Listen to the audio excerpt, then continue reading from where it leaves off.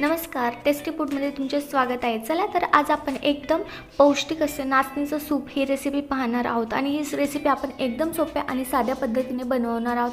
ही बनवायला जास्त वेळ लागत नाही आणि हे खूप पौष्टिक देखील आहे। ही नाचणीचे सूप आपल्या आहारामध्ये आपण सामील केल्यामुळे आपल्याला बरेचसे फायदे होऊ शकतात, जसं की आपलं वजन कंट्रोलमध्ये राहू शकतं, कोलेस्टेरॉल कंट्रोलमध्ये येऊ शकतं, आपली शुगर कंट्रोलमध्ये राहू शकते, तसेच आपल्याला ॲनिमियाचा त्रास होणार नाही व यामध्ये खूप फायबर असल्यामुळे हे पोटासाठीही खूप चांगलं असतं।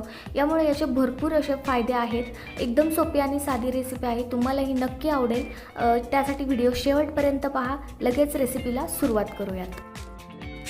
नाचणीचं सूप बनवण्यासाठी मी इथं 3 चमचे एवढं नाचणीचं पीठ घेतलं आहे। तर आपण जो पोहे खायला चमचा वापरतो ना, त्याच चमच्याने मी इथं 3 चमचे एवढं नाचणीचं पीठ घेतलं आहे। आता यामध्ये थोडंसं पाणी घालायचं आहे आणि हे छान मिक्स करून घ्यायचं। यामध्ये एकही गुठळी राहता कामा नये असंही मिक्स करून घ्यायचं आहे, म्हणजे इथं आपल्याला नाचणीची स्लरी बनवून घ्यायची आहे। इथे आपली नाचणीची स्लरी ही बनवून तयार झालेली आहे। आता आपण सूप बनवायला सुरुवात करूयात। सूप बनवण्यासाठी मी कढई गॅसवरती ठेवून घेतली। कढई चांगली गरम झाली। आता यामध्ये अर्धा चमचा एवढं तूप घालून घेऊया। आता तूप चांगलं गरम झालं की यामध्ये अद्रक आणि लसूण याचे बारीक केलेले तुकडे घालायचे आहेत। आता हे तुकडे आपण याचा कच्चेपणा जाऊपर्यंत परतून घेऊयात। आपण अद्रक आणि लसूण याचा कच्चेपणा जाऊपर्यंत हे परतून घेतलंय। आता यामध्ये आपण कांदा घालून घेऊयात। तर मी एक मीडियम आकाराचा कांदा बारीक चिरून घेतलाय आणि तो मी यामध्ये घातलाय। आता हा 2 मिनिटं हाय फ्लेमवरती आपण परतून घेऊयात।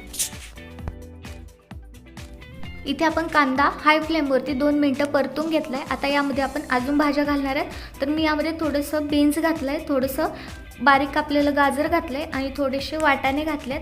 आता हे सगळं छान मिक्स करून घेऊया आणि हे देखील आपण हाय फ्लेमवरती 2 मिनिटं परतून घेऊयात। इथे आपण भाज्या देखील 2 मिनिटं हाय फ्लेमवरती छान परतवून घेतल्यात। आता आपण यामध्ये पाणी घालून घेऊया। तर मी 2 ग्लास एवढं पाणी घालून घेतलं यामध्ये। तुम्हाला जर जास्त सूप हवं असेल तर तुम्ही यामध्ये जास्त पाणी घातलं तरी देखील चालेल। आता यामध्ये आपण चवीपुरतं मीठ घालून घेऊया आणि आता यामध्ये काळी मिरी पावडर घालायची। तर काळी मिरी पावडर देखील मी अर्धा चमचा घातली आहे। आता हे सगळं आपण छान मिक्स करून घेऊया। आता यामध्ये आपण बारीक चिरलेली हिरवी मिरची घालून घेऊया। तर मी यामध्ये 2 हिरव्या मिरच्या घातल्यात। तुम्हाला जर जास्त तिखट हवं असेल तर तुम्ही हे फोडणीमध्ये घातलं तरी देखील चालेल। आता याची आपण हाय फ्लेमवरती एक उकळी काढून घेऊया। इथं आपल्या पाण्याला एकदम छान अशी उकळी आलेली आहे। आता हे 2 मिनिटं असं शिजवून घेऊयात। इथं आपण छान असं 2 मिनिटं शिजवून घेतलंय। आता यामध्ये आपण नाचणीची जी स्लरी करून ठेवलेली आहे ते यामध्ये घालून घ्यायचे, पण घालण्या अगोदर ती ढवळून घ्यायची आणि त्यानंतर ती पाण्यामध्ये घालून घ्यायची। आता हे आपण सगळं छान मिक्स करून घेऊया आणि आता लो टू मीडियम फ्लेमवरती याला 2 ते 3 मिनिटं आपण शिजू देऊयात।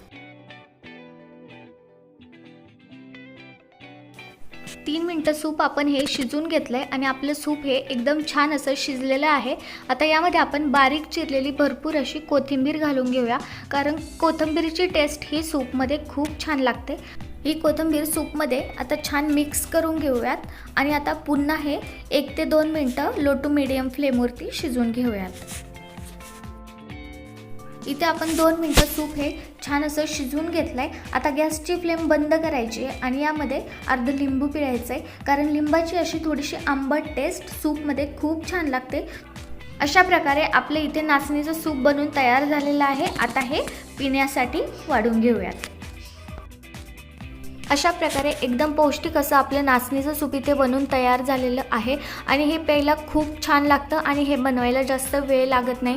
फक्त 10 मिनिटात हे सूप आपलं बनवून तयार होतं। या नाचणीच्या सूपचे आपल्या शरीरासाठी खूप असे फायदे आहेत, जसं की आपलं वजन हे कंट्रोलमध्ये राहतं, तसेच आपलं कोलेस्टेरॉल कंट्रोलमध्ये राहतं, आपल्याला ॲनिमियाचा त्रास होत नाही व आपले हाडे देखील खूप मजबूत होतात। यामध्ये फायबर असल्यामुळे आपल्या पोटासाठी देखील हे खूप महत्त्वाचं ठरतं।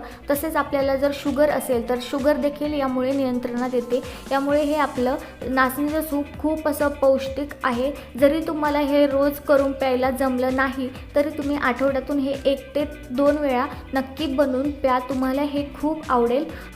अशा प्रकारे व्हिडिओ आवडला असेल तर लाईक करा, शेअर करा आणि अशाच पौष्टिक आणि वेगवेगळ्या रेसिपीज पाहण्यासाठी टेस्टी फूडला सबस्क्राईब करा। थँक्यू।